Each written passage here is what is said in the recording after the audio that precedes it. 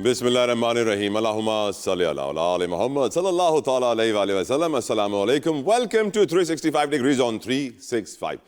ख़वातीन व हज़रात, आप सबको बहुत बहुत मुबारक हो।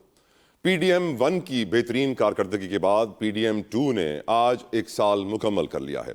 वज़ीर आज़म पाकिस्तान हो, नायब वज़ीर आज़म हो, उनकी काबीना हो, PMLN की लीडरशिप हो, सब के सब मुतमईन और खुश नज़र आते हैं कि इस हुकूमत की जो कारकर्दगी रही है वो बेहतरीन रही है और पाकिस्तान के जो मुश्किलात में पाकिस्तान घिरा था वो उन मुश्किलात से PDM की हुकूमत ने PMLN की हुकूमत ने, शहबाज शरीफ साहब ने निकाल लिया है वज़ीर आज़म पाकिस्तान। इवन दो अगर हम कुछ ख़बरों पर नज़र डालें, कुछ आदाद व शुमार पर नज़र डालें तो आज ही की खबर है कि तिजारती खसारा इस वक्त 2.3 अरब डॉलर्स पर है और ये बढ़ रहा है। हमारी जो एक्सपोर्ट्स हैं वो डिक्लाइन कर रही हैं, हमारी इंपोर्ट्स इंक्रीज हो रही हैं, जिसकी वजह से ये ट्रेड डेफिसिट बढ़ रहा है। आज ही की खबर है, हम जानते हैं गुज़िश्ता रात अफगान बॉर्डर, तूरखम बॉर्डर पर, वो बॉर्डर जो इस वक्त 11 दिनों से बंद पड़ा हुआ है, 2,500-3 हज़ार ट्रक वहाँ खड़े हुए हैं। रात 12 बजे से फायरिंग शुरू होती है पाकिस्तानी फोर्सेज और तालिबान के दरमियान और ये सुबह 6 बजे तक, सहरी के वक्त तक जारी रहती हैं। जिसके बाद इत्तलात आती हैं कि तालिबान के तकरीबन 3 वहाँ से तालिबान के इंजर हुए हैं, 5 पाकिस्तानी ज़ख्मी हुए हैं, 1 तालिबान मरा भी है। अफ़गानिस्तान से हमारे ताल्लुकात कैसे हैं वो इस खबर से हमें ईज़िली समझ आ जाता है बासानी कि क्या मामलात हैं। और अफ़गानिस्तान के साथ कंटिन्यूसली जो लॉ एंड ऑर्डर सिचुएशन है, मौलाना समीउल हक साहब के बेटे को जिस तरह निशाना बनाया गया। इसके अलावा अगर हम बात करें सियासी माहौल की तो सियासी अदम इस्तेहकाम वहीं खड़ा हुआ है, कोई कमी नहीं आई है। PTI की मुश्किलात कम करने के लिए मौजूदा PDM की हुकूमत तैयार नहीं है, शहबाज शरीफ साहब तैयार नहीं है, कोई रिलीफ इमरान खान को नहीं मिलेगा। यहाँ तक PTI वाले कह रहे हैं कि जेल के अंदर सहर व इफ्तार का भी इंतज़ाम नहीं किया जा रहा इमरान खान और बुशरा बीबी के लिए, और मुलाकातें भी बंद कर दी गई हैं रमज़ान के मुबारक महीने में, जो कि सरासर नाइंसाफ़ी है बकौल PTI के। इसके ऊपर भी हम बात करेंगे। मिलिट्री कोर्ट, सिविलियंस का मिलिट्री कोर्ट ट्रायल, आज भी ये केस चला है। आज भी इस केस के अंदर बात की गई मंदोखेल साहब की तरफ से, जस्टिस मंदोखेल साहब की तरफ से, कि जुर्म की सज़ा तो मिलनी है, ट्रायल यहाँ हो वहाँ हो, क्या फ़र्क पड़ता है। सिविलियंस के जो वकील हैं फैसल सिद्दीकी साहब, वो कहते हैं बहुत फ़र्क पड़ता है, ज़मीन आसमान का फ़र्क है। एक ट्रायल आज़ाद है और दूसरा मिलिट्री ट्रायल है। तो यकीनन बात बड़ी इंपॉर्टेंट है, इसको भी आज डिस्कस करेंगे। PTI के इंट्रा पार्टी इंतखाबात केस इलेक्शन कमीशन में समाअत हुई और अभी तक क्लीन चिट नहीं मिल रही है इलेक्शन कमीशन ऑफ पाकिस्तान की तरफ से PTI को। क्यों, इसके ऊपर भी बात होगी। मखसूस नशिस्तों का मामला लटका हुआ है और यकीनन इंटरनेशनल सिचुएशन भी काफ़ी परेशान कुन है, उसके ऊपर भी मैं आज प्रोग्राम में बात करूंगा। Let's start the discussion. मेरे साथ मौजूद हैं पाकिस्तान तहरीक इंसाफ के एडवोकेट अहमद अवैस साहब। बहुत बहुत शुक्रिया अहमद साहब, हमेशा मेरे हैं, हम इंडेटेड हैं, आपने हमेशा हमारा साथ दिया, बहुत शुक्रिया आपका। इंजीनियर राजा कमरुल इस्लाम साहब फ्रॉम PMLN, बहुत बहुत शुक्रिया इंजीनियर साहब फॉर योर प्रेशियस टाइम, जज़ाकल्लाह खैर। I will start with you Qamrul Islam साहब, आपकी नज़र में आपकी गवर्नमेंट की परफॉर्मेंस कितनी कमाल रही, क्या क्या अचीवमेंट्स हैं। डिफ़ॉल्ट से बचाया ऑफ कोर्स नंबर 1 है। दूसरा हम जानते हैं कि मुल्क में जो हालात थे स्पेशली इंटरनेशनल फ्रंट पे, और 26वीं आईनी तरमीम, आपकी नज़र में कैसा रहा ये साल आपकी गवर्नमेंट के लिए, आपकी हुकूमत के लिए? का जो अरसा होता है पहला साल, उसे हनीमून पीरियड कहा जाता है। आमतौर पर मुबारक, सलामत और सर वो बेसिकली आप लोगों ने पहले बहुत सारे हनीमून गुजार लिए हैं ना सर, इसको कैसे हनीमून कह रहे हैं सर? नहीं, मैं पहले साल की बात कर रहा हूँ और तमाम हुकूमतों की कर रहा हूँ। तो पहली बात तो ये है। दूसरी बात यह है कि आप तमाम इंडिकेटर्स को देखें, वो इंडिकेटर्स के जिनके बारे में आप अगर तसव्वुर करें उस वक्त पे चले जाएं, आज से 2 साल पहले पे, तो जो शाम को या ये जो हालात हाजरा के प्रोग्राम होते थे, जैसे हम अभी आज बात कर रहे हैं, इसका टॉपिक ये होता था कि पाकिस्तान कब डिफॉल्ट होगा, और ये नहीं होता था कि डिफॉल्ट होगा या नहीं, कब होगा। या कुछ तो ये कहते थे कि हो चुका है, बस वो है कि इसको ऐलान नहीं हुआ और प्रैक्टिकली तो हम डिफॉल्ट कर चुके हैं। तो ये गुफ्तगू, फिर आपकी हुकूमत ने बहुत सारे एंकर्स को ऑफ एयर भी कर दिया। बिल्कुल ठीक। तो नहीं, अगर आज वो डिफॉल्ट का खतरा न टला होता तो फिर तो वो ऑफ एयर वाली बातें आप कर सकते थे सीना तान के, लेकिन फिर इसका मतलब यही हुआ कि वो चीजें जो है वो मनफियत में आती थी। और उसके बाद मुझे नहीं पता कि कौन ऑफ एयर हुआ या नहीं हुआ, लेकिन उसके बाद क्या हुआ कि मैं आज की एज वी स्पीक टुडे, आज 1 साल पूरा हुआ, तो जो वो इंडिकेटर्स जो एक्सटर्नल हैं, मैं किसी ऐसे कॉस्मेटिक फिगर्स की बात नहीं कर रहा, वो सबसे पहले शरह सूद जो है, इंटरेस्ट रेट 23% से 12% नीचे आना दुनिया भर की इकोनॉमीज के जो बैरोमीटर्स हैं उसके मुताबिक ये एक पॉजिटिव चीज है। और इसकी वजह से बुनियादी तौर पर ग्रोथ का जो अमल है फिर शुरू होता है, क्योंकि फिर इन्वेस्टमेंट्स जो हैं वो जो रेंट सीकर्स होते हैं या सूद लेने वाले बैंक्स में रख के उनकी हौसला शिकनी जब होती है तो सरमाया बाहर आता है। मैं बेसिक इंडिकेटर की बात कर रहा हूँ। आप डॉलर की देख लें, सुबह कहाँ होता था, शाम कहाँ होता था। आप लोगों ने तो सर डॉलर को जंजीरें डाल दी हैं, हिलता ही नहीं है अपनी जगह से। कैसे किया आपने कमाल सर? तो ये जंजीरें डाली हैं या लंगर डाला है या जो भी किया, लेकिन मकसद ये है कि ये वो चीजें जो प्रैक्टिकली जो रियलिटीज हैं। फिर आप अपना इसको देख लें, एक्सपोर्ट्स में आईटी एक्सपोर्ट्स का बावजूद इस सारे मनफियत के और शोर शराबे के इस वक्त कोई 30-32% जो है वो आईटी एक्सपोर्ट्स में पाकिस्तान और में, टेक्सटाइल एक्सपोर्ट्स और बाकी तमाम में। लेकिन यह है कि देखें, ये दूसरा अमल जो है ग्रोथ का और एक्सपोर्ट्स का, वो दूसरे मरहले में शुरू होने का अब फेज आया है टेक ऑफ का। क्योंकि पहले तो वो चीज थी कि उस खड्डे से, उस खाई से, उससे निकालने का था, वो जरूरी था। और अभी आपने अफगानिस्तान की बात की, उसमें जब आप फॉरेन रिलेशंस पे जाते हैं तो आप देखें कि जो करीब तरीन हमारे ट्रेडिशनल रवायती दोस्त ममालिक थे उनके साथ हमारे ताल्लुकात किस नए पहुंच गए थे, और वो उसको उनके अंदर से निकाल के, और वो आज ममालिक हमारे साथ खड़े हैं। तो फॉरेन जो महाज है उस पे भी आपने कहा बहुत रिवायती दोस्त ममालिक की ताल्लुकात उस नहज पर पहुंच गए थे। किसकी तरफ इशारा कर रहे हैं सर?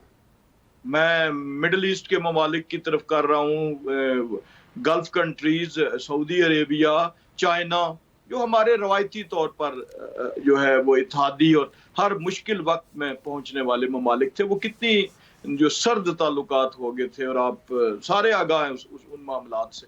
हालांकि उनकी भी इब्तदा बड़ी गर्मजोशी से हुई थी। तो वो सारी डिचेस, उसके अंदर से मुल्क को निकालना, ठीक है, हम ये नहीं कह रहा मैं आज के दूध और शहद की नहरें बह रही हैं, लेकिन उन सारे मसाइल से निकलने के बाद अब पाकिस्तान फॉरेन रेमिटेंस आप देख लें कि एक तरफ अपीलें हो रही हैं कि जी पाकिस्तानी जो है वो गैर कानूनी जराए से पैसे जरूर भेजें, लेकिन कानूनी से ना भेजें, खुदा ना ख्वास्ता कहीं इस मुल्क को फायदा ना हो जाए या फॉरेन एक्सचेंज ना बढ़ जाए। इसके बावजूद फॉरेन रेमिटेंस आप कॉरस्पॉन्डिंग मंथ्स की देखें, फरवरी का तो अभी खैर नहीं आया, लेकिन दिसंबर तक का, और नवंबर और अक्टूबर corresponding to as compare to 23, तो क्या उसका रिजल्ट है। तो हर पहलू से कानून साजी की कामयाबी तो गिनवाए ना सर। 26वीं आईनी तरमीम कितनी बड़ी कामयाबी थी, जिसके बाद जजों के अंदर इख्तलाफात खुलकर कौम के सामने आ गए, वो भी तो गिनवाए ना सर। 20वीं आईनी तरमीम में अगर कोई पॉइंट आउट कर दे, कोई ऐसी चीज जो आइन के मुतसादम थी, जो कानून के मुतसादम, वो तो सर सुप्रीम कोर्ट के फुल बेंच में समात होगी तभी मालूम पड़ेगा ना सर। अभी तो वो समात हो ही नहीं रही है, इतने वक्त से दरखास्तें लगी हुई हैं, 2 दर्जन से जायद। आपकी हुकूमत में उसकी समात ही नहीं हो रही है। 26वीं आईनी तरमीम, आईनी बेंच सुन ही नहीं रहा अभी तक। उसी आईनी तरमीम की रोशनी में समात होगी ना जी, उसी कानून और आइन की रोशनी में समात करें ना सर। 26वीं आईनी तरमीम कितना वक्त हो गया, अदालत समात ही नहीं कर रही है। आपने शायद बना किया होगा। नहीं, अदालत जो है आईनी बेंच का अपना एक रोल है, वो इंडिपेंडेंट है। आईनी जरूर उस पे समात करेगा भी और होगी। तो ये जो शॉर्ट टर्म्स होती हैं, कहीं पे एक हफ्ता लेट हो गया, ये तो बहुत आसान है कि आप किसी भी चलती हुई गाड़ी में 10 नुक्स निकाल सकते हैं सड़क पे, लेकिन ये देखें कि पहले कंपैरिजन करना चाहिए कि क्या हालात। बिल्कुल तो ठीक, बिल्कुल सारे ठीक। हालात बेहतरी की तरफ। बिल्कुल ठीक। अहमद अवैस साहब, कैसा लगा आपको मियां शहबाज शरीफ साहब की हुकूमत का ये साल, और जो बात कही इंजीनियर साहब ने कि हनीमून पीरियड, अल्लाह ताला पूरी कौम को इतने सारे हनीमून्स अता फरमाए, आमीन। आपको कैसा लगा अहमद साहब? जी बिस्मिल्लाहिर्रहमानिर्रहीम। इंजीनियर साहब ने हनीमून पीरियड का तो जिक्र कर दिया, लेकिन हनीमून पीरियड में इस मुल्क में रहते हुए जो लोग बिलो पॉवर्टी लाइन जिंदगी गुजार रहे हैं, जिस दिन इमरान खान की हुकूमत गिरी थी और पीडीएम की हुकूमत आई थी, तो बिलो पॉवर्टी लाइन की परसेंटेज जो है, ये फिगर आप इसको कंफर्म कर लीजिए, 45% थी। और माशाल्लाह इनकी हुकूमत में पीडीएम का दौर रख लीजिए और फिर ये 1 साल इसको रख लीजिए, वो परसेंटेज जो है वो 55% से तजावुज कर रही है इस वक्त। ये हनीमून पीरियड है बड़ा खूबसूरत हमारा। और उसमें देखिए वो जिंदगी कैसे गुजारते हैं। मियां नवाज शरीफ ने मेरे ख्याल से सर 3 हनीमून गुजारे होंगे इस तरीके से, और फिर शहबाज शरीफ साहब का ये दूसरा हनीमून हुआ। तो वो बढ़ती गई है ना। ओके। आप देखें ना, वो 3 हनीमून के अंदर ऐसे हुआ कि 3 हनीमून में नवाज शरीफ के, ये नवाज शरीफ की फैमिली जो है ये हनीमून में अमीर हो गई और मुल्क गरीब हो गया। जो ममालिक तरक्की करके थर्ड कंट्रीज, थर्ड वर्ल्ड से ऊपर निकले एक्सेल करके जी, अभी उनको देखिए आप, सिंगापुर को देखें, मलेशिया को देखें, इंडिया को देखें, लीडरशिप गरीब रही, कौम और मुल्क गरीब अमीर हो गए। तो ये फर्क हमारा बहुत बहुत बड़ा फर्क है, वो आपके सामने है। और सुन लीजिए जी, जिसका ये अभी जिक्र कर रहे हैं इंजीनियर साहब, अभी पेटीएम की हुकूमत आई थी ना जब, जी, तो उस वक्त, उस टाइम के ऊपर जब इमरान खान की हुकूमत गई, तो उस वक्त 2021 में पाकिस्तान के एवर हाईएस्ट थे फॉरेन एक्सचेंज का रिजर्व जो थे 28 बिलियन डॉलर के, और पाकिस्तान की एक्सपोर्ट जो है 2021 के अंदर एवर हाईएस्ट थी 37 बिलियन डॉलर की। और जब गई है उनकी, उस टाइम के ऊपर फॉरेन एक्सचेंज रिजर्व जो थे वो 14 अरब डॉलर थे। और जब ये पीडीएम की हुकूमत जारी आई है और उसके बाद जब ये हुकूमत के 16 महीने पूरे हुए, तो 1 अरब डॉलर भी हमारे पास नहीं था। और आपको याद होगा कि उस पीरियड में जब शहबाज शरीफ साहब उस पीडीएम की हुकूमत के जो प्राइम मिनिस्टर थे, उस वक्त इन्होंने आटा बांटा था। इन्होंने कहा कि वो कोरोना के ज़माने में इमरान खान ने लोगों को तकसीम किया था गरीब गुरबा में, उनकी जो जॉबलेस थे, तो इन्होंने भी बाकायदा हुकूमत ने और शहबाज शरीफ की उस वक्त लीडरशिप में इन्होंने आटा बांटा। और इन्हीं के बंदे, इन्हीं के उस वक्त एसोसिएट थे, इन्हीं के ex prime minister Shahid Khaqan Abbasi ने टीवी के ऊपर बाकायदा डिटेल से आके बताया कि शहबाज शरीफ साहब ने आटा बांटने में 20 बिलियन रुपीस जो हैं वो हजम कर गए हैं।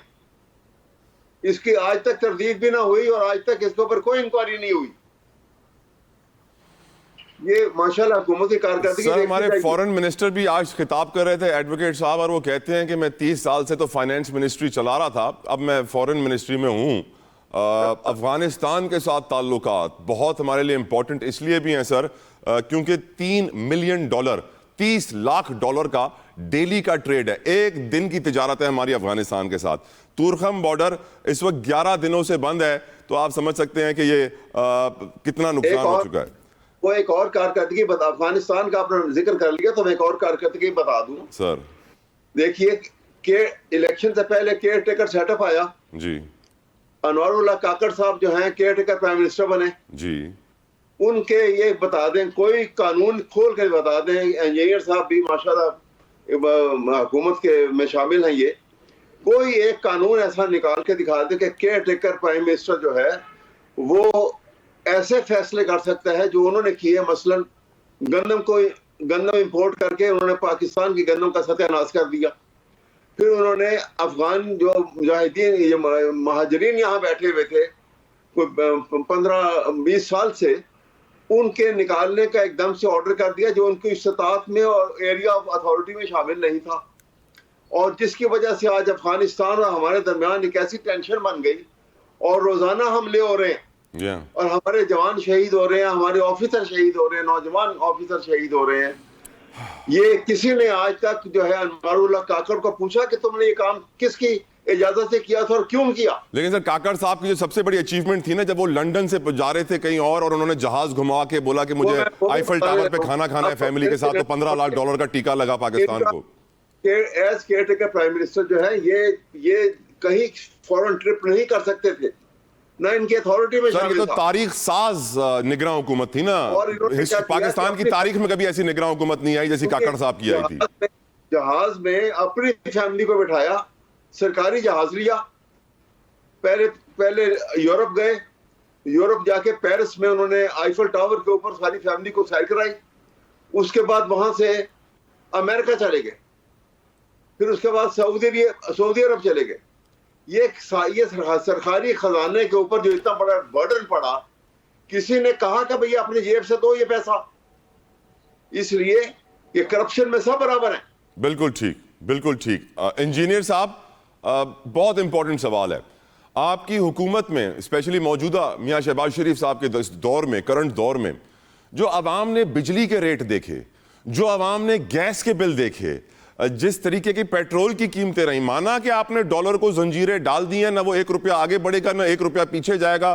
फ्री मार्केट रूल्स के मुताबिक तो ऐसा नहीं होना चाहिए था, ऊपर नीचे होना चाहिए, लेकिन कंट्रोल कर लिया है आप लोगों ने जिस तरह भी मनूवरिंग की है।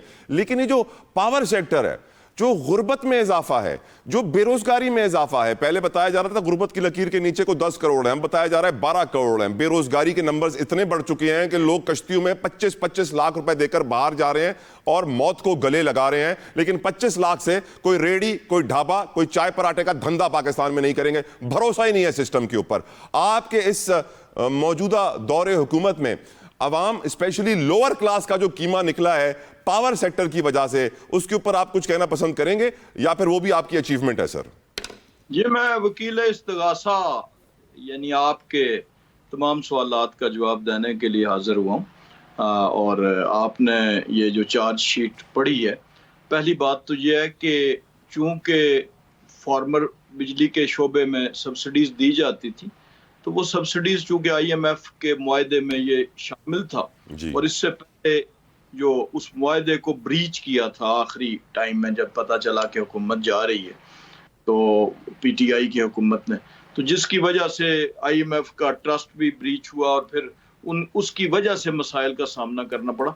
अब वो वापसी का सफर शुरू हो चुका है। आप देखें कि IPPs के, बहुत सी IPPs के साथ मुआहदे जो हैं वो रिविजिट हुए, और उसके नतीजे में जो ज्यादा बिजली की कंजम्पशन थी उस पर भी इसी हाल मौसम सरमा में स्पेशल जो है वो रियायत दी गई, और ये जो नर्ख हैं वो मजीद इंशाल्लाह कम होंगे, और वो कम होने जा रहे हैं। बदकिस्मती ये हुई कि इसी अरसे के अंदर चूँकि फ्यूल प्राइसेस भी इंटरनेशनल बढ़ी, तो उसकी वजह से भी इन मसाइल का सामना करना पड़ा। लेकिन वो बिल्कुल तस्लीम शुदा हकीकत है कि जहाँ पर महंगाई की शरह, जो रेट ऑफ इन्फ्लेशन थी, वो 38% से कम होके तो अब कोई 2-2.5% पे आया हुआ है। तारीख का पिछले 10 साल का लोएस्ट फिगर है, और ये वही फिगर है जो उस वक्त भी वही फिगर्स 38 वही अदारे बना रहे थे, 38% बता रहे थे, वही 2% दे रहे थे। लेकिन मैं अभी जो मेरे दोस्त, मेरे भाई, हमारे मोहतरम अहमद उवैस साहब ने जो फरमाया, उसमें कहूँगा इतना कि देखें, जब आप किसी महज प्रोपेगेंडा करते हैं, महज इल्जामात लगाते हैं, हम निगरान दौरे हुकूमत का मैं तो जवाबदेह नहीं हूं ना, मैं यहाँ पे जवाब दूंगा उसका, लेकिन जब आप महज इल्जामात लगाते हैं, मसलन आप उन्हीं सारी फिगर्स को और उन इल्जामात को उस बयान की रोशनी में दें जो आज एक स्पोक्स पर्सन ने दिया है कि जनाब सहरी और अफ्तारी जो है वो बानी PTI को जेल में नहीं दी जा रही और निहार मुंह रोजा रख रहे हैं। आप तसव्वुर कर लें, अंदाजा कर लें, यानी मुलाकात भी नहीं हो रही, निहार मुंह रोजा भी रख रहे हैं, खुदा न ख्वास्ता उन्हें पानी या खजूर तक नहीं दी जा रही, और वाशिंगटन पोस्ट में बयानात अपने आर्टिकल्स छप रहे हैं, और वो पता नहीं कहाँ से कोई आसमानी तरीके से आ जाते हैं, और 400-400 सफ़हात के खत जो हैं उनके बाहर जा रहे हैं, लेकिन उनको किसी से तबादला ख्याल की इजाज़त नहीं है। तो ये जो बदकिस्मती से ट्रेंड है कि गैर मुसद्दका बेबुनियाद बातों को बढ़ा चढ़ा कर, इस पिछले अरसे में जिस सनत ने सबसे ज्यादा फरोग बिलखसूस इनके दौर में पाया है, वो इसी मुबालगा आराई की सनत थी, और यही वो बुनियादी तौर पर जो झूठ का फरोग हासिल हुआ कि बेबुनियाद चीजों को आप बना के और हमदर्दी समेटें। तो जो मैंने तो जो बयान किया वो कंक्रीट चीजें हैं जिनमें बेहतरी आई। माना कि बिजली और गैस के नरखों में वो वाली कमी नहीं आ सकी जो आनी चाहिए थी, वो आएगी, अभी तो 1 साल गुजरा है। दूसरा, ये जिस तरह एक तंजिया और सैट्रिकली इसको लिया गया, मेरे लफ्ज को, मैंने कहा था कि हुकूमतें आमतौर पर पहले साल जो है वो मुबारकबादें वसूल करने में गुजारती हैं, लेकिन पहले 1 साल की कारकर्दगी, उस्मान बुज़दार साहब भी तो वज़ीर आला थे, मुझे बताएं एक पंजाब में उन 3.5 बरसों में कोई प्रोजेक्ट, कोई चीज बेहतर आई हो? पंजाब में उनकी हुकूमत थी और कुल्ली हुकूमत थी, एक्सक्लूसिव बिल्कुल बिल्कुल इंजीनियर साहब, इनफैक्ट बुजदार साहब का तो मरियम साहिबा से कोई मुकाबला है नहीं। मरियम साहिबा ने इतने सारे प्रोजेक्ट्स लॉन्च कर दिए। ब्रेक का मुझे कहा जा रहा है, ब्रेक से वापस आएंगे, डिस्कशन को आगे बढ़ाएंगे। जो बात अभी आपने कही कि इमरान खान को सहर और इफ्तार पे कुछ नहीं दिया जा रहा, इस पर डिस्कशन करेंगे after this break. Stay with us. Welcome back. Ramzan के मुबारक महीने में बैरिस्टर सैफ का यह कहना कि इमरान खान से मुलाकातों पर पाबंदी लग गई है, इमरान खान और बुशरा बीबी को न सहरी दी जा रही है न इफ्तारी, वो भूखे रह रहे हैं, इसके ऊपर गुफ्तगू करते हैं। अहमद अवैस साहब, बहुत सीरियस एलिगेशन है, ये बहुत बड़ा इल्ज़ाम है। और how is it even possible कि जिसके लिए कहा जाता था कि उसको देसी मुर्गे दिए जा रहे हैं, देसी कुक्कड़ दिए जा रहे हैं जेल के अंदर, अब उसे एक खजूर भी नहीं दी जा रही। Is it even possible Ahmed Awais sahab? देखिए, इसके मुतालिक मुझे क्योंकि पूरी एप्ट इंफॉर्मेशन नहीं है, मैं इसके ऊपर इजहार ख्याल नहीं करूंगा, लेकिन इनकी जो धरोह गोई है उसके ऊपर बात तो हो सकती है कि ये इतनी दीदा दलेरी के साथ, इस कॉन्फिडेंस के साथ जो है ये फिगर्स और डेटा जो है वो बताते हैं, आप पेपर के ऊपर लेके आते हैं कि वो इंसान की अकल पे तंग रह जाती है। अभी महंगाई की आलम के ऊपर आप अगर बात करें तो आप कॉमन मैन को आप किसी दिन बुला लें और कंज्यूमर्स गुड के आइटम जो है वो सामने रख लें कि क्या पाकिस्तान में हो क्या रहा है, पता लग जाएगा आपको। जो प्रोग्रेस होती है ना तो एज ए होल होती है और होनी चाहिए, क्योंकि जब आप दुनिया की तारीख उठा के देखें तो जब डिटेरियोरेशन आती है तो वो भी एज ए होल होती है, और जब कौमें एडवांस करती हैं, सिविलाइजेशन एडवांस करती है तो एज ए होल करती है। अब यहाँ पे एक साल में पाकिस्तान में कॉन्स्टिट्यूशन का हुलिया बिगड़ गया, पाकिस्तान में रूल ऑफ लॉ का कॉन्सेप्ट जो है उसको रूल ऑफ अथॉरिटी से बदल दिया गया, और इस वक्त तो खुल्लम खुल्ला एक डेस्पोटिज्म जो है उसकी हुकूमत है। कोई कानून नहीं है, कोई अदालत नहीं है, क्योंकि अदालतों को तो उन्होंने ये 26वीं तरमीम के बाद उनके अख्तियारात सर्व कर लिए। अदालत को अब सुप्रीम कोर्ट से लेकर नीचे की अदालत को ले लीजिए, अदालतें जो हैं वो अब direct under the thumb of the federal government है। गवर्नमेंट जो चाहे जिस जज को जैसे चाहे, कोई उसमें ताकत नहीं रही है बाकी। और उसकी एक मिसाल ले लीजिए, सुप्रीम कोर्ट ने 12 जुलाई को एक फैसला किया 2024 के, वो आज तक फैसला इंप्लीमेंट नहीं हुआ, कोई बोलने वाला नहीं है। ना कोई अदालत से कोई बोल सकता है, ना अदालत के बाहर कोई बोल सकता है, ना वो फैसला इंप्लीमेंट होने की कोई सूरत है। मखसूस नशिस्त यहाँ पे अब जब ये सूरत हाल हो जाएगी तो क्या आप बताइए कि एक सोसाइटी जो है जिसमें सुप्रीम कोर्ट के मुतालिक लोगों के ये खदशात जायज सामने आ चुके हों कि जी अब अदालत की तो अथॉरिटी खत्म हो गई है, तो society will become free for all, वो सोसाइटी बाकी नहीं रह जाती, फिर जंगल लॉ है। बिल्कुल ये एक साल के अंदर ही हुआ आपके सामने। इसी तरह से जो इंटर पार्टी इंतखाबात है, जो इसकी अगली तारीख 8 अप्रैल की दी गई है, कहा जा रहा है कि शायद अगले इलेक्शन तक भी ये केस चलता रहेगा और आपके इंतखाबात को सर्टिफिकेट नहीं मिलेगा। इसलिए कि उनको ऊपर से जब तक उनको सिग्नल नहीं मिलेगा करने के काबिल ही नहीं है। बिल्कुल ठीक। अब तो आपको अदालत जो है, अब आपको जज नहीं नजर आते, अब आपको ये तनख्वाहदार नजर आते हैं। ये खतरनाक तरीन सूरत हाल है किसी भी मुल्क के लिए। यहाँ पे क्या डेमोक्रेसी है, यहाँ पे क्या रूल ऑफ लॉ है, और क्या कॉन्स्टिट्यूशन रह गया बाकी। बिल्कुल ठीक, बिल्कुल ठीक। अलाउ मी इंजीनियर साहब, चलें, पीटीआई के शिकवे शिकायत हम सुनते आ रहे हैं, हम जानते हैं कि किस तरह क्या हाल हो गया है पीटीआई का आपकी पीएमएलएन की इस हुकूमत में। लेकिन सर, जो आपके साथी हैं, जो आपके एलाइज हैं पीएमएलएन के, फॉर एग्जांपल पीपल्स पार्टी कहती है कि पीएमएलएन ने जो तहरीरी तौर पर हमें लिखकर वादे किए थे वो भी पूरे नहीं किए। सिंध के हिस्से की ना गैस उसे मिल रही है, ना पानी उसे मिल रहा है, ना सस्ती बिजली मिल रही है। जो रिजर्वेशंस पीपल्स पार्टी के, फॉर एग्जांपल पीपल्स पार्टी ने फ्लोर ऑफ द हाउस पे ओपनली कहा कि मुश्तरका मफादात काउंसिल का इजलास बुलाइए, काउंसिल ऑफ कॉमन इंटरेस्ट का। 11 माह से ऊपर हो गए हैं, इसका कानून के मुताबिक ये होना चाहिए, लेकिन नहीं हो रहा। सैडली देखा यह गया है कि आपकी हुकूमत से आपके साथी भी कुछ नाराज हैं और आप उनको मनाने में कामयाब नजर नहीं आ रहे हैं। क्यों इंजीनियर साहब? देखें, ये तो मैं बाद में बात करूंगा, ये घर की बात है। लेकिन अभी अहमद अवैस साहब ने सुप्रीम कोर्ट के कुछ फैसलों का हवाला दिया, तो ये तो आजकल तो चलें जजेस जो हैं वो हुकूमत के थंब के नीचे हैं। तो जब आसमान से उतरे हुए जजेस थे तो तब भी उस वक्त की सुप्रीम कोर्ट ने, अगर इन्हें याद हो, तो एक फैसला दिया था बल्दियाती इदारों की बहाली का। तो क्या अमल हुआ था, वो तो आसमानी मखलूक थे उस वक्त के जज। उस वक्त तो ये इस किस्म की कोई तरमीम या कोई चीज नहीं आई थी। जी, मैं अदालती निज़ाम के मुतालिक पहले बात कर जी चुका हूँ। जी तो ये मैंने गुजारिश की थी कि ये हमारे पहली बात है कि घर की बात है। दूसरी बात यह है कि पाकिस्तान पीपल्स पार्टी और पाकिस्तान मुस्लिम लीग नून दो इत्तेहादी जमातें हैं कि जो इस गवर्नमेंट में कि जो मखलूत हुकूमत है उसका हिस्सा है।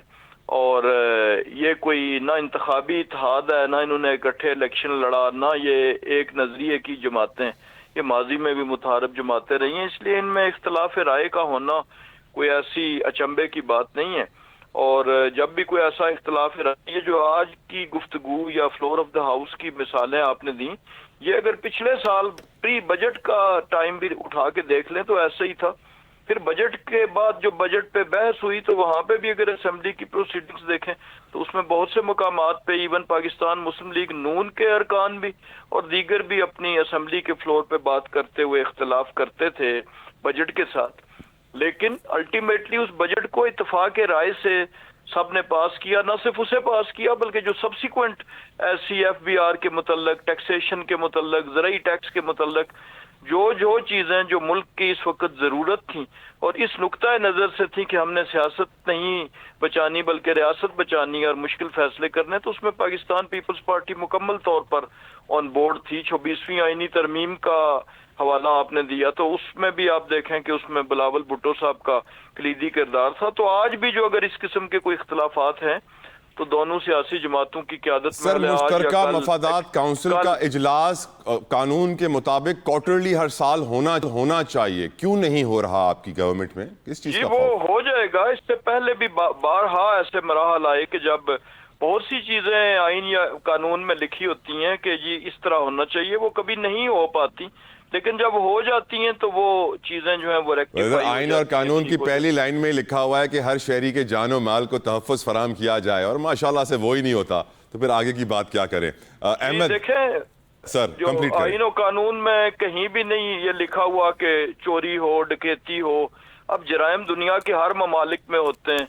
100% जान और माल का तहफ़्फ़ुज़ जो है वो अमेरिका जैसे मुल्क में भी मुमकिन नहीं है और ना होता है। तो इसका ये मतलब नहीं कि खुदा न ख्वास्ता आइन की जो है वो कोई आइन को अब्यूज कर रहा है या कुछ हो रहा है। ये आइडियल तो सूरत हाल यूटोपिया की एक ही स्टेट है, इसके अलावा तो और नहीं है। लिहाजा उसमें बेहतरी की काविशें जारी हैं। ये जो आज बड़ी बातें कर रहे हैं, ये अफगानिस्तान से वो उन तालिबान को कौन वापस लाया था? उस वक्त बगले बजा रहे थे और ढोल बजा रहे थे। आज पूरी कौम को उसका खमियाजा और बिलखसूस KP के अवाम को भुगतना पड़ रहा है। राइट सर, राइट ये सर। भी जिम्मेदारियों का तयन होना चाहिए। और हिस्टोरिकली भी उन्होंने कहा कि जी वो उस वक्त अफगान महाजरीन को बाहर निकालने का जो यहाँ पे लोग थे वो फैसला हुआ और वो उसके मजाज नहीं थे। तो ये जो वहां से लाए थे उस वक्त, क्या ये उसके मजाज थे? और जिसकी वजह से आज पूरे मुल्क को भुगतना पड़ रहा है। हमारी आर्म फोर्सेस का रोज जो है वो शहादतें हो रही हैं, नुकसान हो रहा है। तो इसलिए इन चीजों को तारीख से सबक सीखना चाहिए और उसकी रोशनी में आगे बढ़ना। अहमद साहब जवाब दीजिए, अहमद साहब जवाब दीजिए। देखिए इंजीनियर साहब, मैं आपको बताऊं, देखिए एक तो पहली बात यह है, जेहन में निकाल लीजिएगा, मैं यहाँ पे एक स्कोर विन करने के लिए नहीं बैठा हुआ। बिल्कुल जो हकीकतन जो महसूस करता हूँ आपके सामने बता रहा हूँ, क्योंकि हालात को बेहतर किया जाए। देखिए मैं आपको बताऊं, बिल्कुल ये जो लोग यहाँ आके बैठे हुए थे ना, वो इमरान खान की हुकूमत में नहीं आए थे, वो उससे बहुत पहले की। ये वो 15 से 20 साल के अरसे जब अफगान वॉर शुरू हुई, जब से महाजरीन यहाँ आके बैठे हैं और वो बैठे हुए थे। उनकी दो जनरेशन यहाँ पैदा हुई थी। मैं ये नहीं कहता कि उनको जाना नहीं चाहिए था, लेकिन तरीक़ेकार ये होता है कि आप अफगानिस्तान की हुकूमत से तय करते हैं कोई निगोशिएशन, 1, 2, 10 दफा बैठ के उनको तैयार करते हैं मेंटली कि हाँ जी हमने इसको किस बार ऐसे निकालना है, और फिर आप उनको इवैक्यूएट करते। जो सडन ये किया उसका नुकसान मैं आपको बता दूं, ये जब हमारा कोई जवान जो है वो जख्मी हो, ये शहीद हो, या अफगानी भी जो है वो भी इंसान है, कोई जुल्म और खून किसी का बहेगा तो तकलीफ होगी। मैं ये कहना चाह रहा हूँ आपको कि देखिए जिस वक्त ये जब ये बात हुई ना तो आप उस दिन से जब ये इन्होंने काकड़ साहब ने उनको हुक्मनामा सादर किया, 10 साल पीछे चले जाइए और आपके सारा रिकॉर्ड जो है GSU के पास भी होगा और आपकी हुकूमत के पास भी होगा कि कितने Pakistan I'm out of time. I'm out of time. Thank you, Advocate Ahmed Aways साहब, इंजीनियर कमरुल इस्लाम साहब, बेहद मशहूर, शुक्रगुजार। वक्त के लिए ब्रेक के बाद होंगे मेरे साथ चेयरमैन एप्टिमा। पूछते हैं उनसे कि हमारी एक्सपोर्ट्स डिक्लाइन क्यों हो रही है, टेक्सटाइल का हाल क्या है। After this break welcome back viewers. Discuss करेंगे कुछ हमारे ट्रेड डेफिसिट के जो नंबर्स आए हैं, तिजारती खसारे के, उसके मुताबिक हमारे एक्सपोर्ट्स ने डिक्लाइन किया है 5.57%, हमारे इंपोर्ट्स ने इंक्रीज किया है 10%। हम ये जानते हैं कि हमारी एक्सपोर्ट्स में टेक्सटाइल सबसे इंपॉर्टेंट, सबसे बड़ा इदारा होता था, लेकिन काफ़ी वक्त से एप्टिमा जो टेक्सटाइल की एसोसिएशन है वो आवाज़ उठा रही है कि हमारे यूनिट्स बंद हो रहे हैं, हमारी एक्सपोर्ट्स डिक्लाइन कर रही हैं, लेकिन उन पर तवज्जो नहीं दी जा रही है। आज भी मैं देख रहा था कि मरियम नवाज साहिबा ने कहा है कि वो टेक्सला को सयाहती मकाम बनाएंगी, टूरिस्ट स्पॉट बनाएंगी, लेकिन matter of the fact is इस टेक्सटाइल इंडस्ट्री को इस वक्त सपोर्ट की जरूरत है। डिस्कशन करेंगे, मेरे साथ मौजूद हैं चेयरमैन एप्टिमा कामरान अरशद साहब। कामरान साहब, so grateful for your precious time. आपकी नजर में what is the ground reality and current situation of the textile sector, और ये ट्रेड डेफिसिट के नंबर्स आपकी नजर में क्यों बढ़ रहे हैं सर? जी वालेकुम सलाम, thank you for having me on your show. जी, ये ट्रेड डेफिसिट इसलिए बढ़ रहा है बिकॉज हमारी एक्सपोर्ट थोड़ी सी स्टैग्नेंट हो गई है, और दूसरा हमारी इनपुट कॉस्ट बहुत ऊपर जा चुकी हैं। जैसे कि हमारी गैस की कॉस्ट है जो 16-17 रुपए से चल के इस वक्त 38-39 रुपीज पे पहुंच गई है। जैसे हमारी बिजली की कॉस्ट जो एज हाई एज 45 रुपए गई, अब 35 पे आ तो गई है, लेकिन डैमेज हो चुका है। काइबर जो 22 पे गया, 22% पे गया, अब 12 पे आ गया, लेकिन जितनी देर ऊपर रहा तो उससे इंडस्ट्री को नुकसान हुआ है। तो हमारी ये इनपुट कॉस्ट, उसके साथ साथ हमारी तारीख में सेकंड लोएस्ट कॉटन आउटपुट जो कि साल 5.5 से 6 मिलियन बेल के दरमियान में हुई है, और गवर्नमेंट की FBR की नाकिस और गलत पॉलिसीज जिन्होंने डोमेस्टिक इंडस्ट्री को तबाह कर दिया है। 40% स्पिनिंग सेक्टर बंद करवा दिया। 40% स्पिनिंग सेक्टर बंद करवा दिया आप कह रहे हैं। सर आज क्योंकि हुकूमत का 1 साल कंप्लीट हुआ है ना कामरान साहब, तो वजीर आजम साहब और उनकी टीम अपनी अचीवमेंट्स गिनवा रहे हैं। आपकी नजर में इस हुकूमत का पहला साल, ये साल कैसा रहा? 40% स्पिनिंग सेक्टर तो बंद हो गया, what about the rest of the industry sir? Industries कुछ इंडस्ट्रीज ठीक जा रही हैं, कंज्यूमर ओरिएंटेड इंडस्ट्रीज या डोमेस्टिक इंडस्ट्रीज शायद ठीक होंगी, लेकिन ओरिएंटेड इंडस्ट्री खासतौर पे टेक्सटाइल की एक तो ग्लोबल स्लम्प है, दूसरा इस गवर्नमेंट ने जो हमारी एक रिक्वेस्ट थी कि हमें वो टैरिफ्स बिजली के और गैस के नर्क दें जो रीजनली हमारे रीजनल कंपेटिटर्स के हैं, मसलन बांग्लादेश, इंडिया, चाइना, अभी तक ये गवर्नमेंट वो नहीं कर सकी। गैस इन्होंने महंगी कर दी, बिजली इन्होंने शुरू में महंगी की, फिर हमने SIFC के इदारे के पास इल्तिजा लिजा के फिर उन्होंने IPPs के साथ मुआहदे रीनेगोशिएट किए। ये भी हमारे patron and chief Gauhar Ejaz sahab ने पिछली गर्मियों में बेड़ा उठाया था मुल्क और कौम। सर वो IPPs के साथ भी जो रीनेगोशिएट हुए, thanks to Gauhar Ejaz sahab, we should be grateful sir. बिल्कुल सर, बिल्कुल। तो अभी तक मैं नहीं समझ रहा कि गवर्नमेंट ने टेक्सटाइल इंडस्ट्री को फैसिलिटेट किया है। ठीक है, हम समझ सकते हैं कि IMF प्रोग्राम है और उसकी अपनी बंदिशें हैं, लेकिन सर साथ साथ इतना बड़ा PSDP होना, बाकी सारे सेक्टर्स को फैसिलिटेट करना, तो ये गवर्नमेंट को सोचना है कि क्या हमें इस मुल्क में। वैसे मरियम साहिबा जिस तरह पंजाब में स्पेंडिंग कर रही हैं सर, टेक्सला को बताया गया कि आज टूरिस्ट स्पॉट बना दिया जाएगा पूरे टेक्सला को, आपको सर लगता नहीं है कि प्रायोरिटी नहीं है हुकूमत की टेक्सटाइल सेक्टर? क्या वजह है इसकी, और अगर यही पॉलिसीज कंटिन्यू हुई कामरान साहब, तो फिर कितना और नुकसान हो सकता है? सर देखिए, मुल्क चलते हैं रोजगार पे, सनतकारी पे, एक्सपोर्ट पे, टैक्स कलेक्शन पे, रेमिटेंस पे। तो अगर आप एक्सपोर्ट देखें वो फिगर कम हो गया है, एम्प्लॉयमेंट देखें वो कम हो गई है, टैक्स टू GDP देखें, टैक्स टारगेट कंप्लीट नहीं हुआ, वो भी स्टैग्नेंट है, बल्कि हमें अफसोस का मकाम है कि दुनिया का 5वां या 6ठा बड़ा मुल्क है पाकिस्तान, तो उसका जो टैक्स टू जीडीपी रेशो है, कितना टैक्स आपने जीडीपी के मुकाबले में इकट्ठा किया, वो वन ऑफ द लोएस्ट है for a country of our size. तो जब तक आप ये चीजों को ठीक नहीं करेंगे सर, आप इसी तरह कुछ खोल लेके IMF and foreign donor agencies पर रिलाई करेंगे, जो फिर आपसे आपकी सालमियत छीन लेंगे बदले में। बहुत शुक्रिया कामरान अशर साहब, चेयरमैन एप्टिमा हमारे साथ मौजूद थे, जिन्होंने बताया है कि इस वक्त 40% लूम इंडस्ट्री बंद हो चुकी है टेक्सटाइल में।